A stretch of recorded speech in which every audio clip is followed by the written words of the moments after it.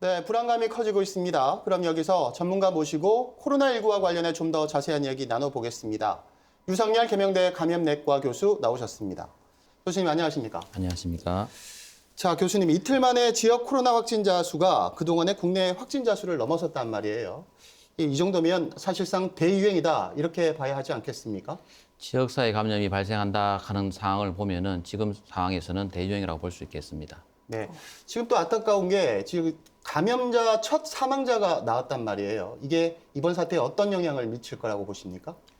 중국 우한시에서 집단 환자가 발생하고 그러다 보니까 적절한 의료진의 투입과 시설이 없어서 사망하는 경우가 많았습니다. 그에 반해서 우리나라에서는 조기에 환자를 인지하고 치료를 해서 사망자가 없었는데 문제는 이제 지역사회에서 집단적으로 발생하다 보니까 진단이 늦어지고 치료가 미흡해져서 사망자가 발생하는 경우가 발생할 것으로 생각이 됩니다. 그렇다면 대응 체계가 완전히 전환돼야 하지 않겠습니까? 어떻게 보십니까? 기존에는 대응 체계가 검역과 접촉자의 조기 발견 위주로 대응 체계가 이루어졌습니다. 하지만 여러 곳에서 지역사회 감염이 발생하면서 앞으로는 대응 체계가 바뀌어야 될 것 같습니다. 예를 들면은 폐렴 환자를 조기에 격리를 해서 진단 검사를 시행하는 것이 필요할 것으로 생각이 됩니다. 네.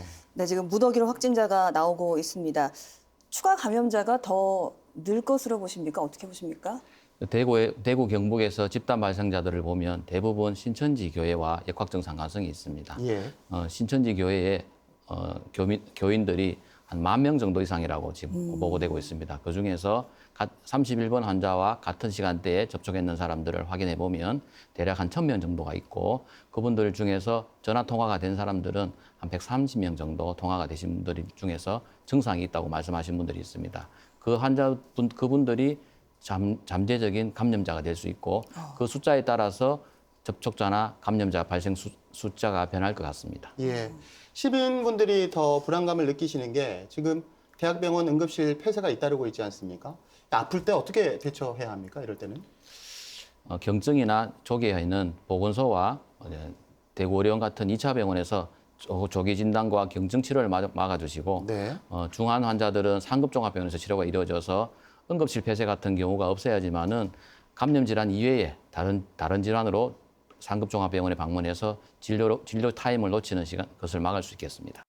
잠깐 말씀해 주셨지만 정리를 한번 해보겠습니다. 지금 보시는 분들이 기침, 발열 뭐 이런 증상이 있다. 그러면 제일 처음에 해야 되는 것들이 어떤 것들이 있을까요? 기침과 발열 같은 호흡기 증상이 있으면은 상급종합병원에 방문하시면 안 됩니다. 1339나 선별진료소를 방문하셔가지고 진료를 받고 확진자가 되시면은 상급종합병원에 방문을 해서 치료하는 그런 진단과 치료 시스템의 변경이 필요할 것 같습니다. 예. 지금 대구시에서는 외출 자제, 마스크 착용 이런 것들 권고를 했는데 어느 정도 이 위생 관리를 해야 하는지 다들 지금 이렇게 생각을 많이 못 하시는 것 같더라고요. 어느 정도까지 해야 합니까?